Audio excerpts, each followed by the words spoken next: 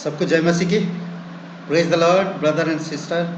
आज हम लोग एक विषय में चलेंगे और ये नूह का समय और जीवन। नूह का समय कैसा था? आप उत्पत्ति का किताब पढ़िए, शुरू से लेकर 9 अध्याय 10 अध्याय 12 11 अध्याय तक देखिए, आपको पता चलेगा किस प्रकार के लोग थे। 6 अध्याय में हम देखते हैं कि लोग किस प्रकार थे। लोग जैसे जैसे बढ़ते गए वैसे बुराई बढ़ता गया और परमेश्वर को बोलते ना कि मनुष्य को बनाकर उनको तकलीफ हुआ। तकलीफ मतलब परमेश्वर कभी तकलीफ नहीं करता, बट बोलते ना पछताए।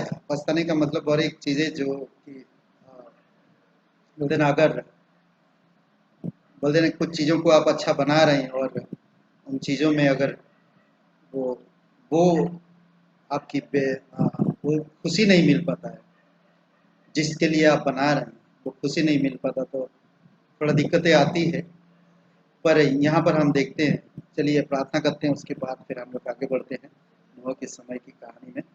हमारे जीवित परमेश्वर, हम धन्यवाद देते हैं और एक शुभ अवसर आप हमें दिए हैं पिता। इस डिवोशन मैसेज के लिए हम धन्यवाद देते हैं। आपकी अनुग्रह, आपकी सामर्थ, आपकी दया के अनुसार आप अगुवाई करो हमारे विचारों को पिता, आपके विचारों में बदलो।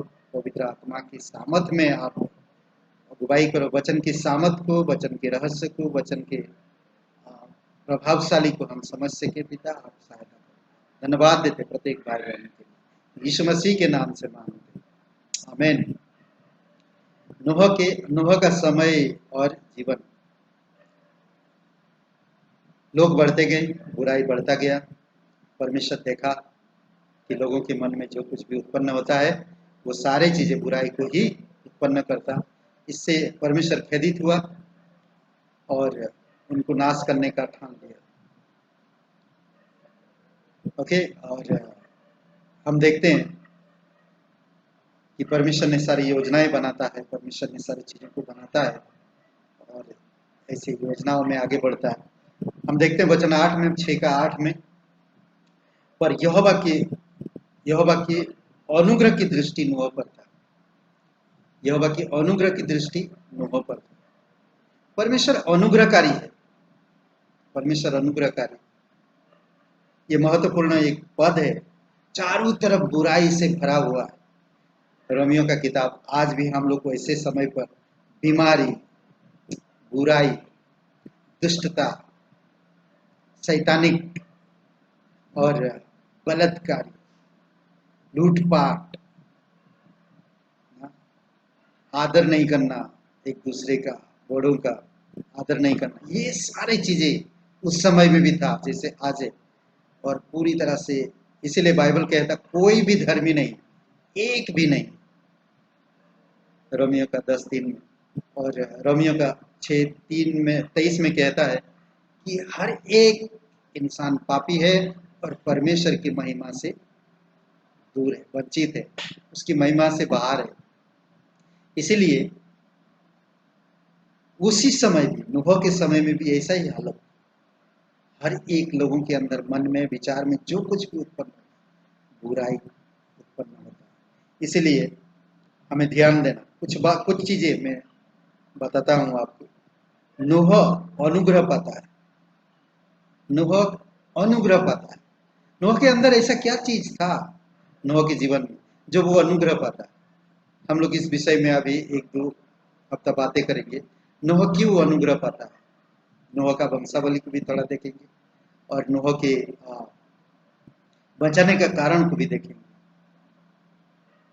नूह अनुग्रह पाता है। जीवन में सबसे महत्वपूर्ण बात है परमेश्वर की दृष्टि में अनुग्रह पाना।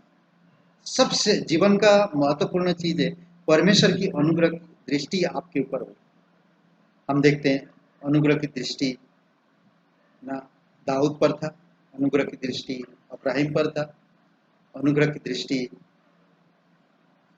परमेश्वर अनुग्रह करता है। अनुग्रह के बिना हम लोग परमेश्वर के करीब भी नहीं आ सकते। हम नया नियम में देखते हैं, हम अद्भुत है अनुग्रह का कार्य।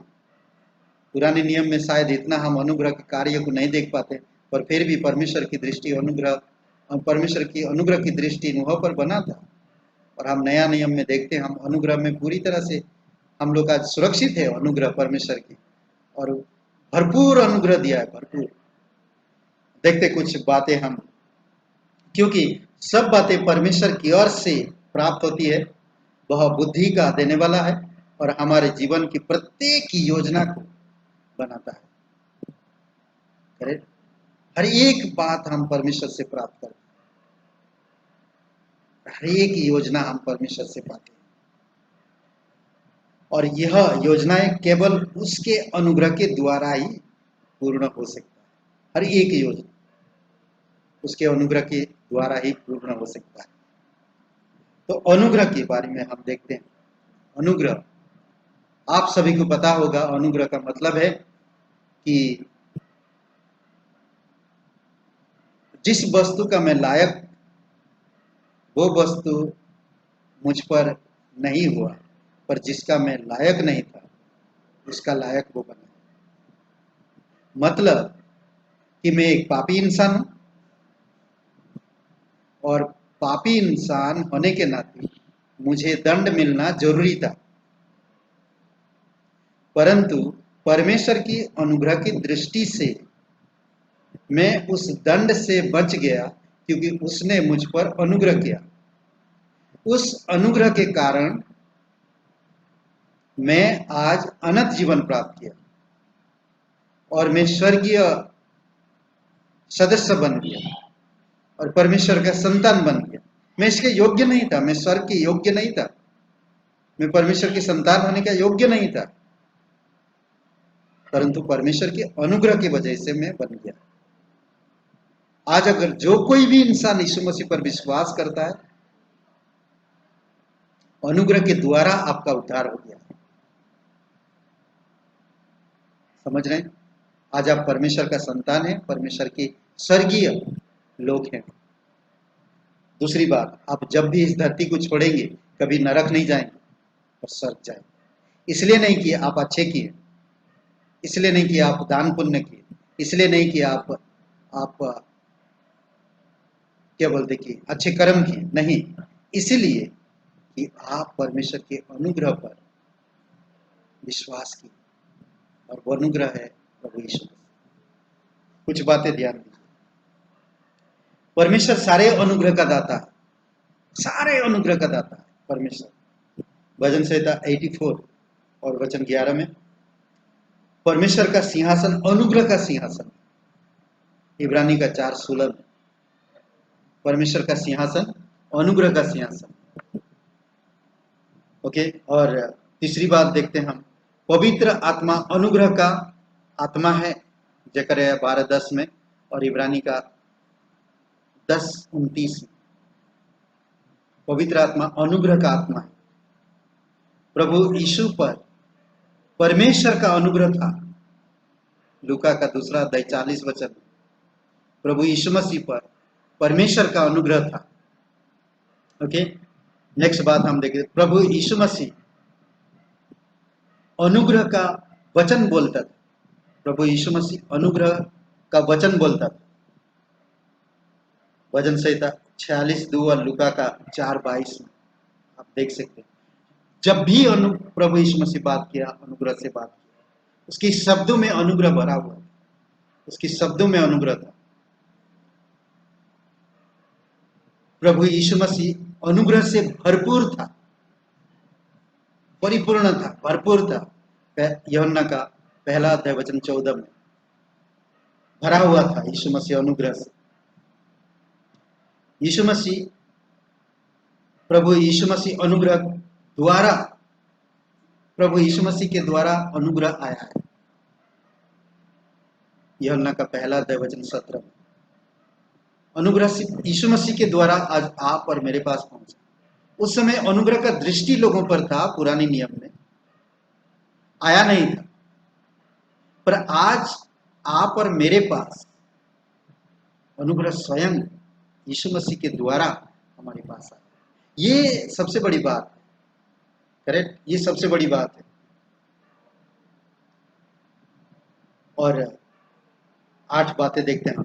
प्रभु यीशु मसीह के द्वारा अनुग्रह दिया जाता है। 1 कुरिन्थियों का 1:4 में प्रभु यीशु मसीह के द्वारा अनुग्रह मिलता है।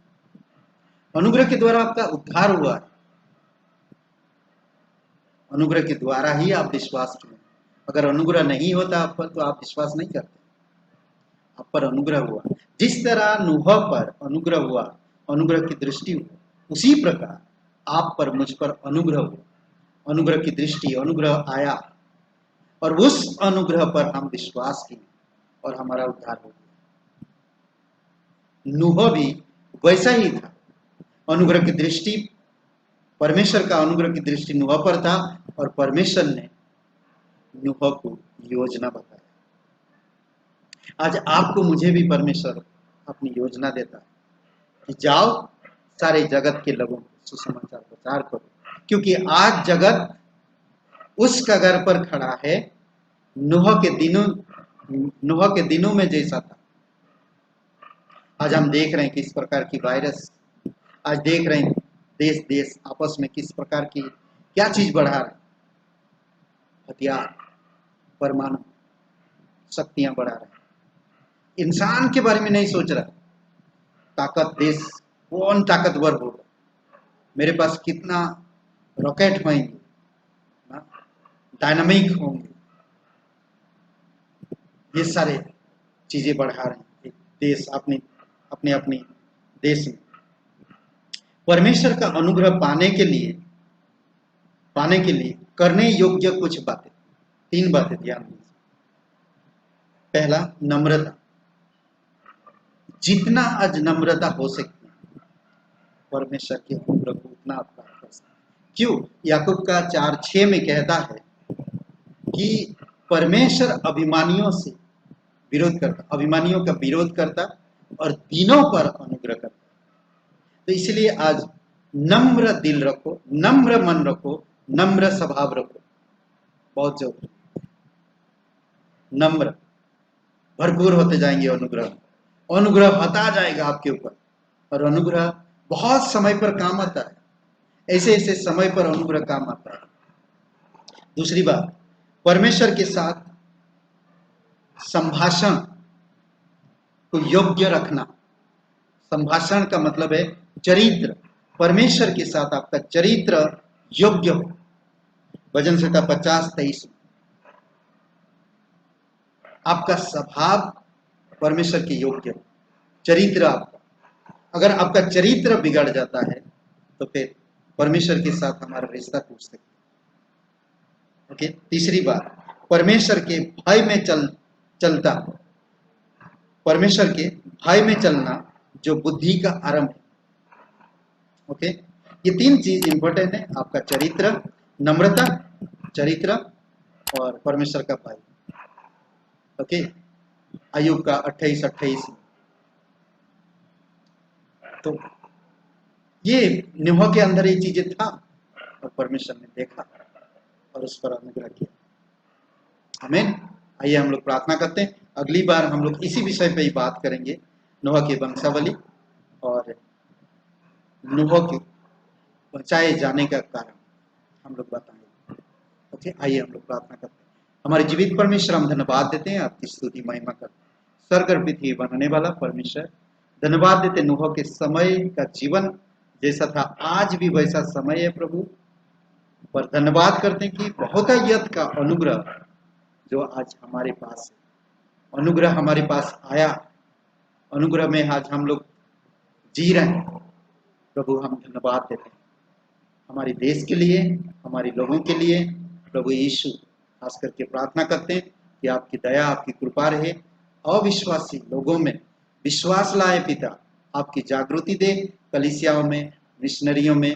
प्रभु यीशु तेरी सामर्थ के साथ अगुवाई करो, तेरी आत्मा के साथ अगुवाई करो, तेरी वचनों की समझ दो। धन्यवाद देते, प्रत्येक लोगों को अभिषेक करो, यीशु मसीह के नाम से मांगते हैं।